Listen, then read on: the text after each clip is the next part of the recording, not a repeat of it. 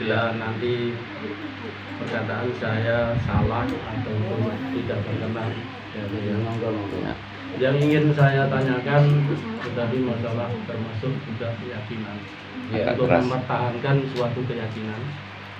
Yang ingin saya tanyakan, kita hidup dalam masyarakat bermacam-macam aliran dan bermacam-macam keyakinan, dan masing-masing punya background tersendiri-sendiri. Kita sebagai orang Islam, sebagai orang Hindu, sebagai orang Katolik, semuanya punya background masing-masing dan punya prinsip masing-masing. Yang saya ingin tanyakan, bagaimana prinsip apa yang ditanamkan pada Eyang sehingga bisa untuk memperkuat suatu keyakinan seseorang dalam background seperti yang Eyang lakukan. Hanya itu yang perlu kita tanyakan. Jadi ini untuk memperkuat suatu keyakinan bagi kita dan teman-teman. Langsung aja. Iya.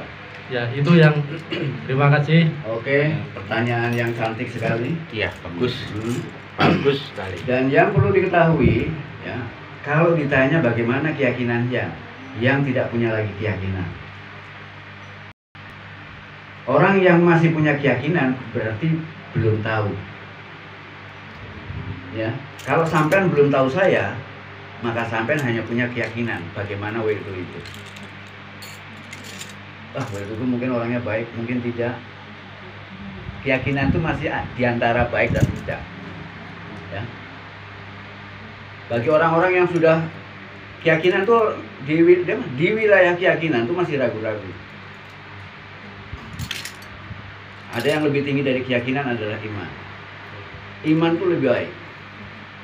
Iman itu dia percaya berdasarkan informasi yang lebih banyak. Iman. Ya. Jadi bedanya yakin dengan iman di sana. Nah, saya jelaskan lagi ya. Kalau yakin itu ibaratnya seperti ini. Sampai malam-malam atau seorang anak malam-malam ke tengah hutan. Di sana pasti muncul keyakinan. Jangan-jangan ada harimau. Jangan-jangan ada gini. Di situ keyakinan. Untuk membuktikannya kan sulit. Ya, itu keyakinan. Bedanya dengan iman apa? Kalau bahasa Indonesianya iman itu artinya percaya. Nah, percaya tuh di sini supaya sampean tahu ya. Sampean mungkin sering keluar kota kan? Iya. Ketika keluar kota mungkin sampean menggunakan menggunakan angkutan umum kalau belum punya mobil ya. Iya. Menggunakan pesawat, bis atau kereta. Pada saat sampean menaiki pesawat atau bis, sampean tidak pernah ragu terhadap supirnya, ya kan? Padahal sampean nggak kenal, ya. Sampean nggak takut kalau nanti pesawatnya jatuh, atau mungkin tidak sampai ke Jakarta kalau tidak sampai ke tujuan. Sampean percaya begitu saja. Ini berdasarkan apa? Berdasarkan sudah pada pengalaman umum, pengetahuan umum. Iman itu di sana. Iman. Ya. Jadi iman muncul dari sana. Sedangkan ada yang lebih tinggi lagi adalah kepastian. Nah, ini yang sampai nggak tahu ya. Ya, belum. Kepastian. Artinya apa? Dalam kehidupan ini segala sesuatunya itu sudah ada hukum. Ada hukum sebab akibat. Ya. Setiap sebab pasti punya akibat. Ya kan? Andai kata kita tahu bahwa setiap sebab akan berakibat, kita nggak butuh lagi percaya, nggak butuh lagi keyakinan. Misalnya, kalau kita makan itu kan sebab, akibatnya kenyang, ya kan? Nah, ketika sampean makan, kira-kira sampean butuh keyakinan nggak untuk, wah nanti pasti kenyang? Butuh keyakinan tidak? Tidak butuh. Sudah sebuah kepastian. Kepastian, pasti kenyang. Nah, kalau sampean mau bisa berbuat berbuat yang bisa menyebabkan sesuatu terjadi sebagaimana yang ingin sampean wujudkan. Nah, ini baru hebat. Bagaimana sampean melakukan sebab sehingga muncul akibat yang diinginkan. Di situ ada kepastian. Sampean nggak butuh keinginan lagi, nggak butuh keyakinan lagi. Nah, kalau pertama itu keyakinannya orang syariat, yakin itu keyakinannya orang syariat. Sedangkan percaya itu keyakinannya orang korektor. Sedangkan kepastian itu keyakinannya orang hakikat. Sedangkan keyakinannya orang makrifat beda lagi, Mas. Kalau orang syariat, wah, kelihatannya mendung ini. Saya yakin nanti hujan. Tapi belum tentu hujan. Itu keyakinan. Nah, orang tarekat bilang, wah ini mendungnya gini-gini. Saya percaya ini pasti hujan. Sampai yang tingkat hakikat pun juga dia berdasarkan hukum kepastian. Karena mendung tidak harus hujan. Nah, berbeda dengan orang makrifat. Orang makrifat tidak lagi menggunakan keyakinan, tidak lagi menggunakan pengetahuan apa-apa. Ada awan atau tidak, kalau dia bilang hujan. Nah, ini orang makrifat. Nggak peduli ada awan atau tidak. Nah, tingkat keempat ini yang disebut dengan penciptaan, kreativisi. Ya, tingkat 4 ini. Dan Islam sebetulnya mengajarkan manusia untuk menjadi seorang pencipta. Nah, kalau kita jadi pencipta, lalu siapa Tuhan yang seringkali disebut sebagai pencipta?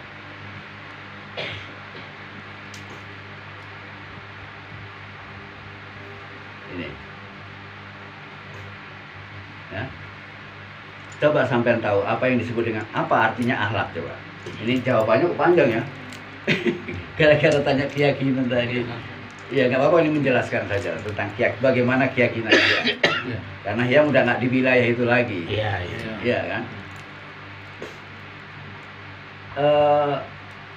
Sekarang kita ini bagi-bagi, yang membagi pengalaman yang pengetahuan yang. Dalam Islam ada yang disebut kata-kata akhlak. Akhlak itu artinya apa coba? Siapa yang tahu artinya? Mungkin semua orang punya pengetahuan yang sama tentang akhlak. Bahkan orang Indonesia yang bahas akhlak itu kan bahasa Arab. Nah, orang Indonesia sendiri juga punya pemahaman yang sama dengan yang dipahami oleh orang-orang banyak. Apa itu akhlak coba? Perilaku. Sekarang apakah agama turun hanya untuk ngatur perilaku manusia? Perilaku manusia itu relatif. Perilaku manusia itu sesuatu yang tidak mutlak, tidak absolut dalam kehidupan ini. Perilaku itu bisa berbeda di setiap negara. Di sini mungkin dianggap sopan, di sana tidak. Karena itu kesepakatan sosial. Ya, masih di wilayah kesepakatan sosial. Jadi nggak bisa kita, itu sesuatu yang sangat relatif. Apakah agama hanya ingin ngatur hal-hal yang bersifat relatif? Tidak. Sepengetahuan yang akhlak itu berasal dari kata dasar yang apa? Kata dasar yang ada 3 huruf, ya kan? Ho, lam, kof. Ya kan? Dari ho, lam, kof. Kata-kata yang punya dasar yang sama dengan ho, lam, kof adalah kholik. Pencipta. Ya kan? Ya. Dan makhluk. Makhluk itu ditambahin mim. Ya kan? Kalau kholik artinya pencipta, makhluk artinya ciptaan, maka akhlak artinya daya cipta. Bahasa Inggrisnya kalau kholik itu kreator, sedangkan ciptaan artinya creation, dan akhlak artinya creativity.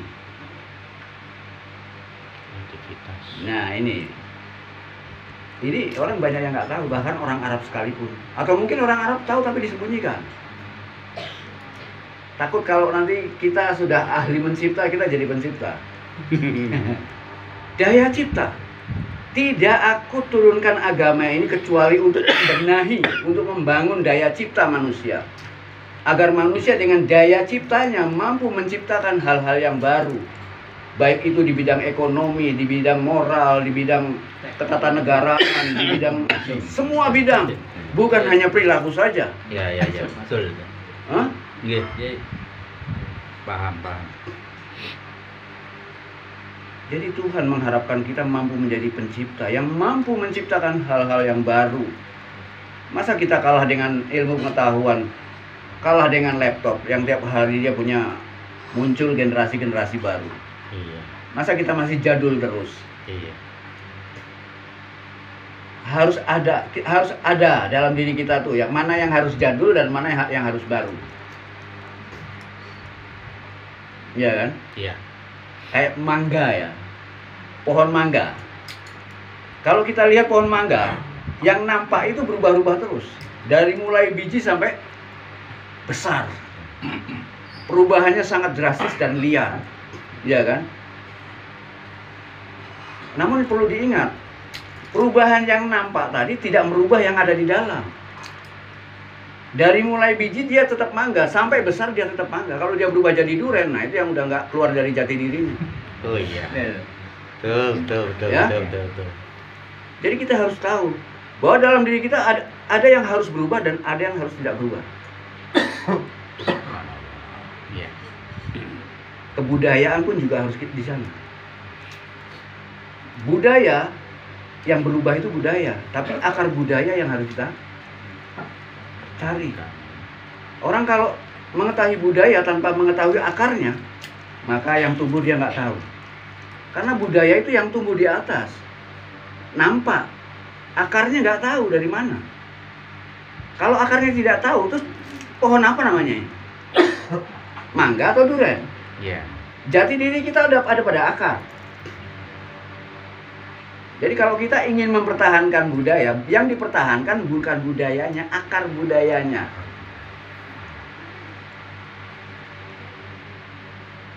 Ya, kalau kita mempertahankan budaya, berarti mempertahankan pohonnya, bukan akarnya. Kalau mempertahankan pohonnya, yang kita lakukan akhirnya hanya pengkerdilan, membonsai.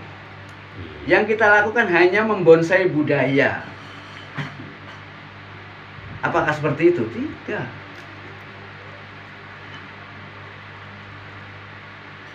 Ini ya, mungkin wah ini melebar jawabannya. Bagus yang. Bagus. Monggo, selanjutnya siapa? Bagus.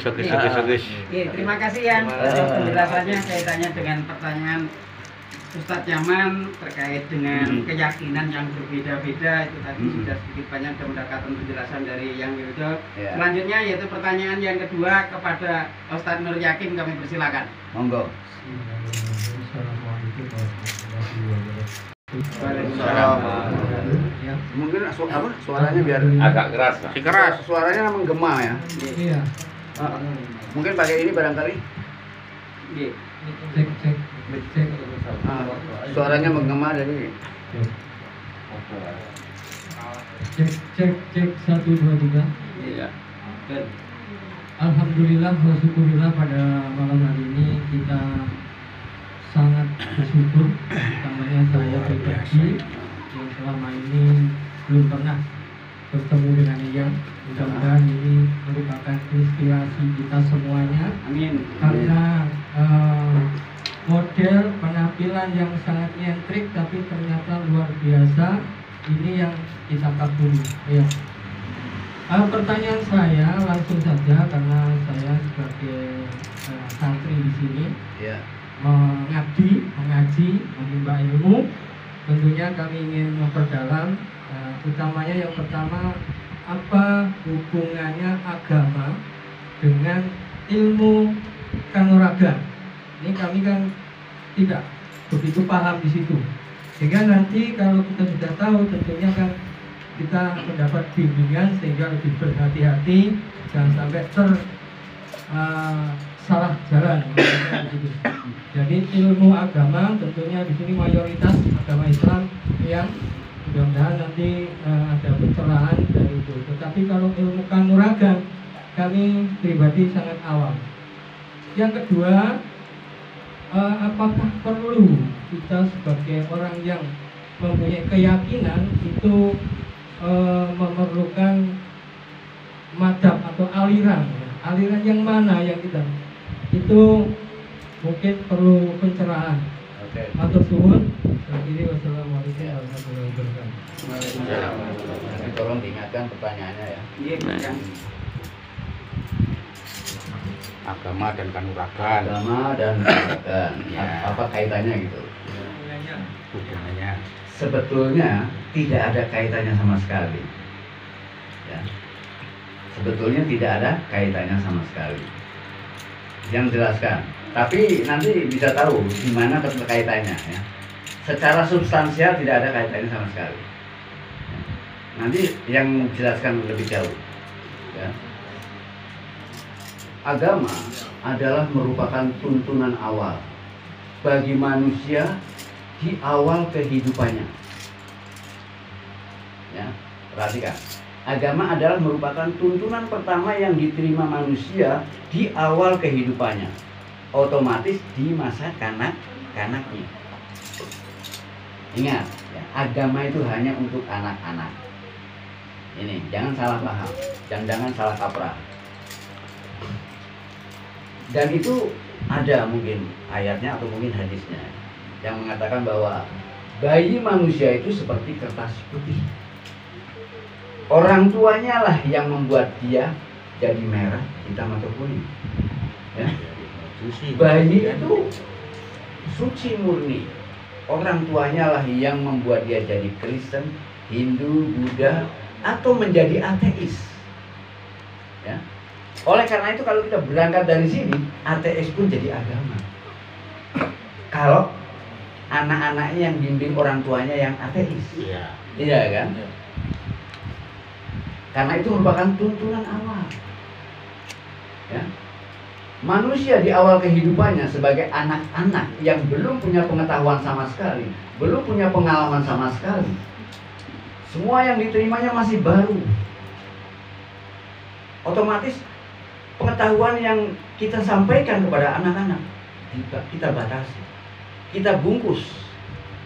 Karena ada kenyataan-kenyataan atau kebenaran-kebenaran yang belum bisa diterima oleh anak-anak. Iya. Sehingga harus kita tutup, kita bungkus. Misalnya masalah seksual, ya kan? Iya. Atau masalah Tuhan. Mungkin kalau kita jelaskan masalah Tuhan pada anak-anak nanti bingung. Tuhan ada di mana? Ada di dalam dirimu. Dia cari mana gitu ya. Bingung. Dan kita memberi jawaban yang bagaimanapun juga akan bingung. Makanya pada anak-anak kita kasih tahu bahwa Tuhan tuh jauh di sana. Seolah-olah Tuhan itu jauh. Sehingga ada upaya anak-anak itu mencari. Kemudian ketika menjelaskan dari mana kita lahir. Masalah seksual adalah masalah yang normal. Ya. Masalah yang normal. Dan semua para orang tua tahu itu. Tapi kenapa para orang tua ketakutan banget dengan persoalan seksual? Sehingga kadang-kadang untuk menjaga anak-anaknya, mereka terpaksa mendiskreditkan seks. Seolah-olah seks itu adalah kotor, tabu. Yang namanya manusia, ya, ketika dia diberitahu ada 10 pengetahuan, 1 pengetahuan dilarang, maka yang dilarang yang dicari. Betul. Ya, Betul. yang dianggap tabu malah Ingin dikejar. tahu. Rasa ingin tahu manusia itu luar biasa.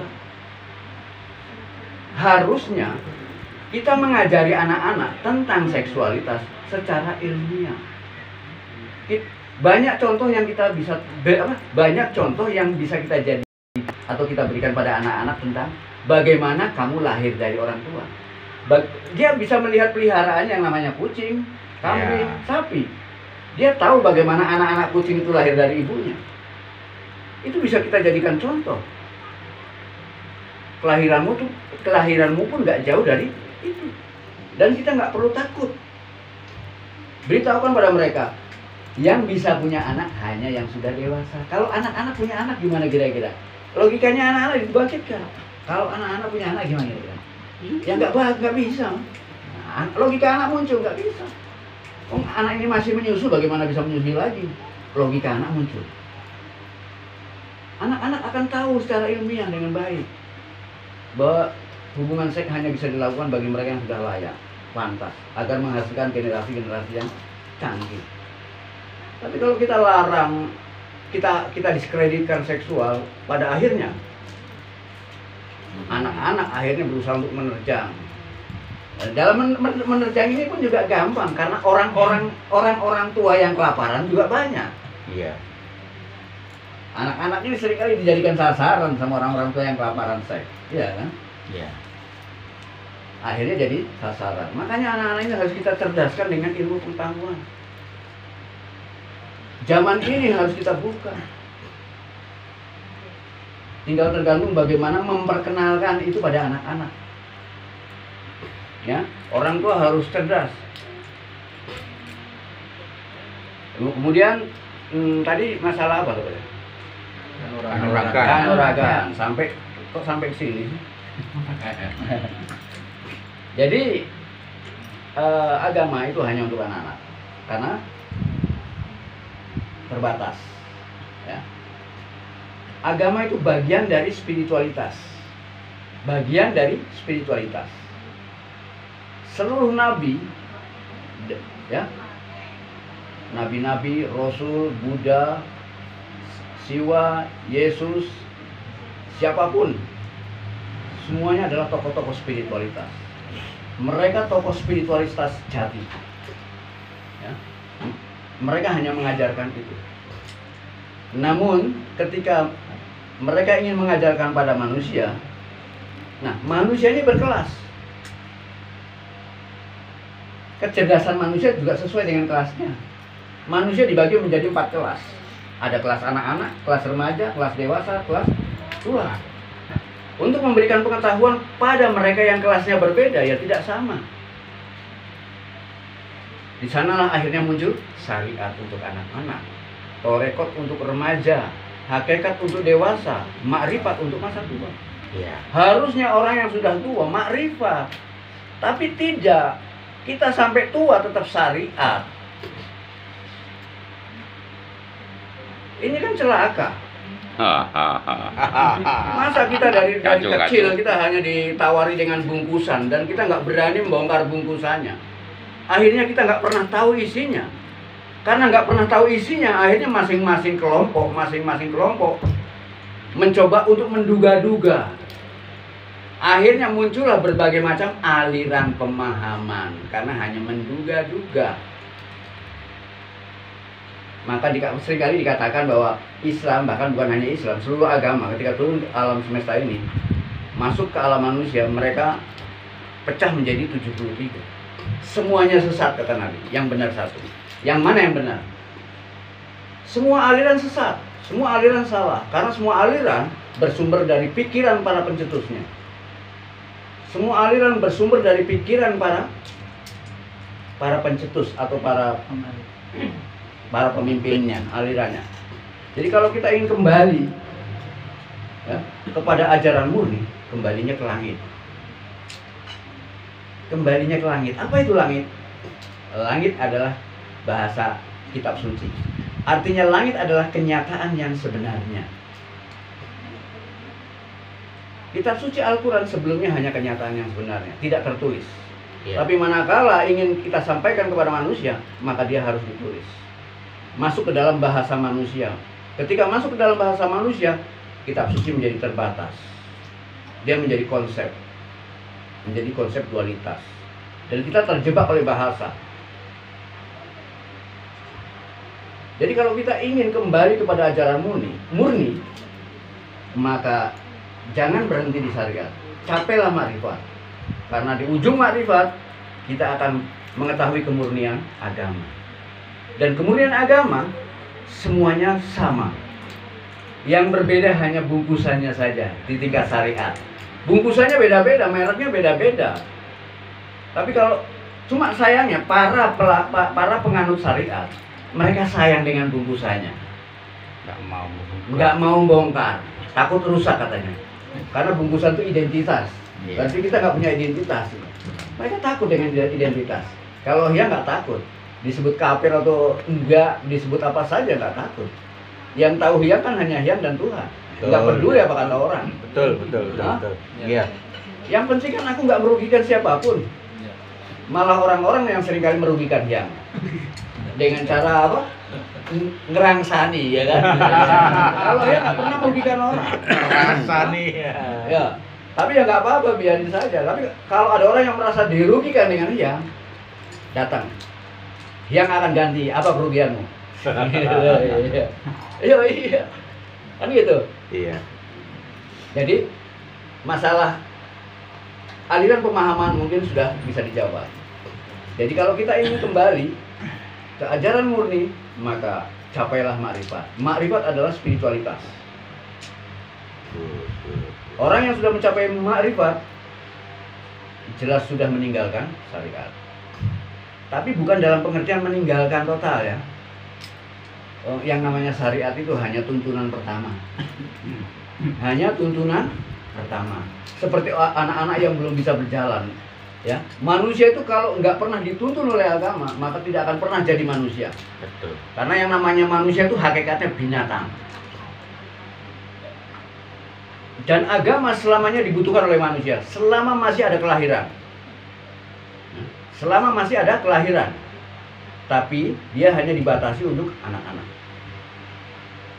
Kita harus mampu mencerdaskan bangsa ini tahap demi tahap sampai ke puncaknya. Makrifat harus kita capai minimal dalam usia 40 tahun. Karena Rasulullah di wisuda itu umur 40 tahun. Iya.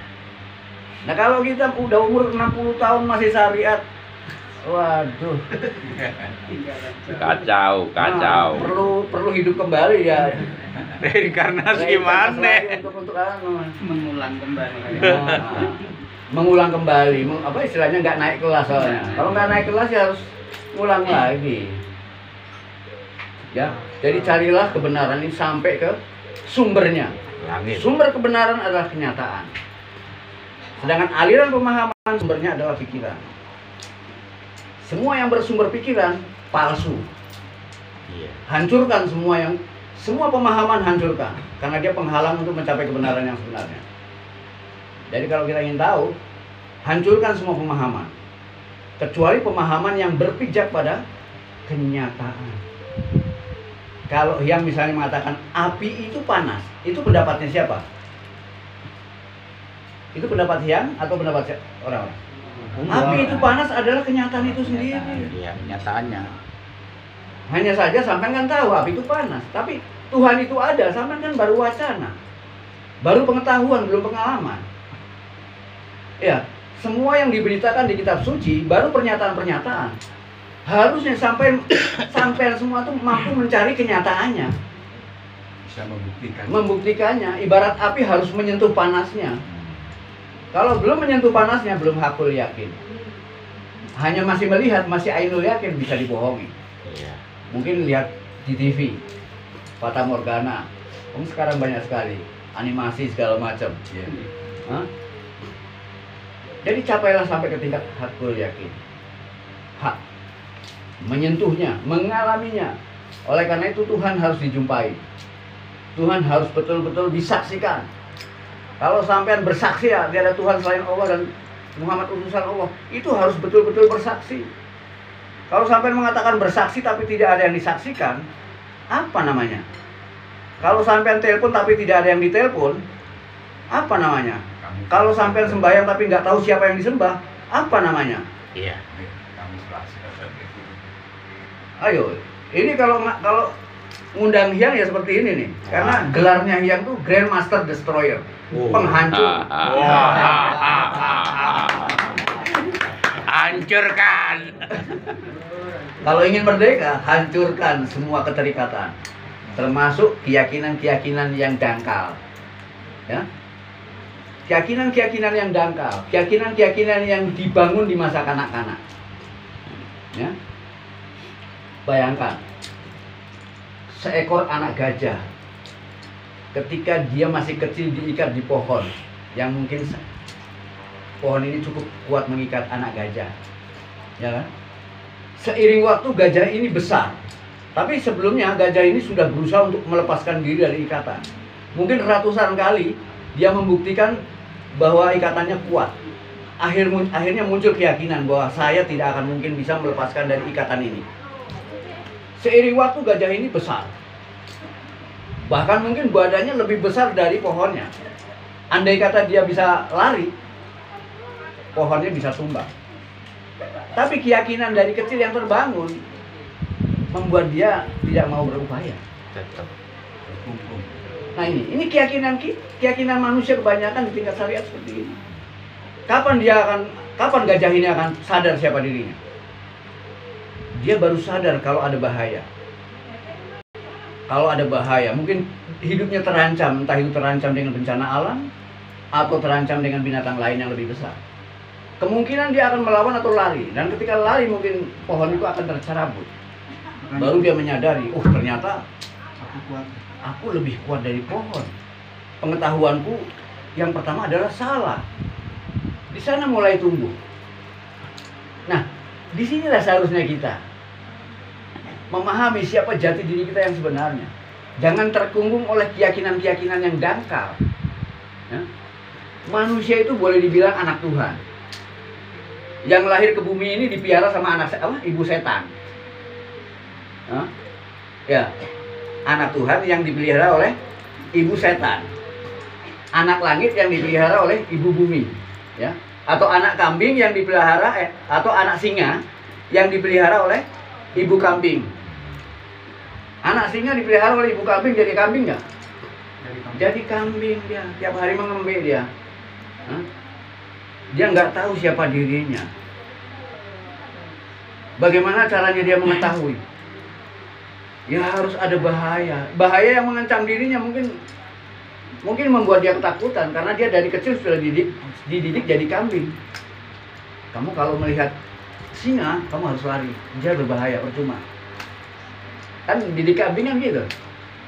Tapi ketika ada bahaya besar yang mengancam ibunya, membuat anak singa yang jadi anak kambing ini akan muncul kemarahan yang luar biasa. Dan ketika marah maka dia akan munculkan auman. Dan ketika mengaum dia akan heran, loh kok suaraku beda. Jadi kemarahan inilah yang ketika kita mengalami tergencet, tertekan dan lain sebagainya, muncul kemarahan. Di sanalah jati diri muncul. Ya. Jati diri muncul. Nah, kalau sampean tahu film Mahakali pun juga mengetahui jati dirinya karena kemarahan. Iya. Sakti Siwa. Iya. Ya, Kembali ke habitatnya. Kayak takok ke Kang ya. Ya, seharusnya demikian. Terus ada pertanyaan apa lagi tadi? Kanuragan. Kanuragan. Nah, Ya, ini. itu piye iki, Mbak? Kanuragan yang Kanuragan itu hanya berkaitan tentang keamanan hidup. Kanuragan nggak jauh beda dengan politik. Ya. Nggak jauh dengan politik. Bagaimana caranya menjaga dirinya. Ya, kalau secara personal mungkin dengan kanuragan, secara sosial, secara nasional itu disebut politik. Itu juga bentuk kanuragan. Ya, bagaimana melindungi diri.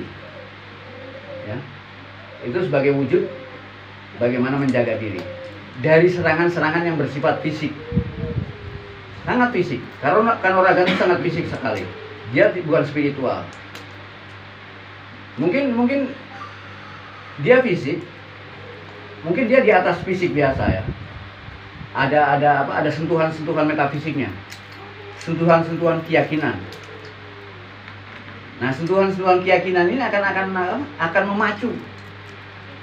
Sebagaimana tadi dah, anak sehingga yang jadi anak kambing ini butuh dibikin marah, butuh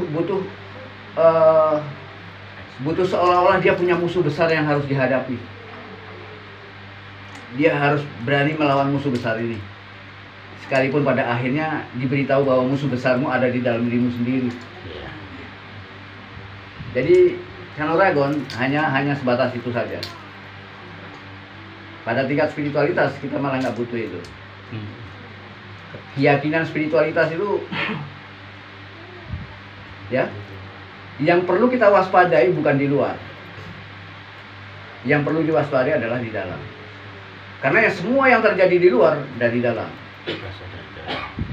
Oleh karena itu yang harus kita waspadai adalah pikiran kita.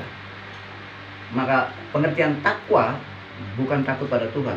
Takwa adalah mewaspadai diri kita sendiri. Itu yang disebut dengan waspada. Eling lan waspada. Eling pada tujuan, waspada pada perjalanan. Jadi perjalanan kita ini harus kita nikmati, tapi juga harus kita waspadai. Eling itu arahnya ke tujuan. Waspada itu bagaimana menikmati perjalanan sebelum mencapai tujuan. Cuma dalam perjalanan, kadang-kadang kalau kita kurang waspada, kita kecantol dengan hal-hal yang menyenangkan sesaat, akhirnya nggak sampai tujuan. Nah, ini. Makanya eling lan waspada itu di sana. Iman dan takwa itu di sana. Ya. Waspada. Yang harus kita waspadai adalah pikiran kita sendiri. Karena semua yang terjadi di luar dari dalam. Jadi untuk mengendalikan yang di luar, kendalikanlah diri kita sendiri. Jadi nggak kalau sampai tahu bahwa tempat yang paling angker pikiran kita sendiri. Tidak ada lagi pikiran kita lagi yang tempat angker. Bagaimana caranya menundukkan pikiran kita? Bagaimana caranya mengendalikan pikiran kita? Pikiran kita ini ya saktinya luar biasa. Saking saktinya dia mampu menciptakan kesaktian yang lain. Dan kita terpenjara oleh kesaktian yang dia ciptakan. Dan itu yang disebut manusia. Karena manusia sebetulnya adalah budak dari pikirannya sendiri. Oleh karena itu kita dianjurkan untuk carilah dirimu yang sebenarnya. Karena dirimu yang kamu ketahui saat ini adalah budak.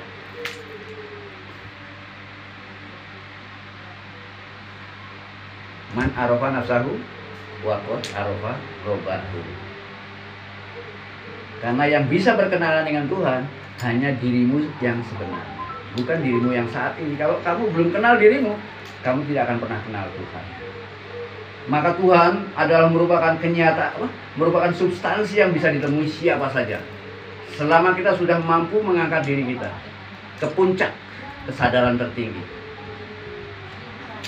Karena di puncak kesadaran yang tertinggi itulah kita bisa mencapai Tuhan. Ya. Monggo. Ada pertanyaan yang belum terjawab? Banyak sekali. Malah kakean jawabannya.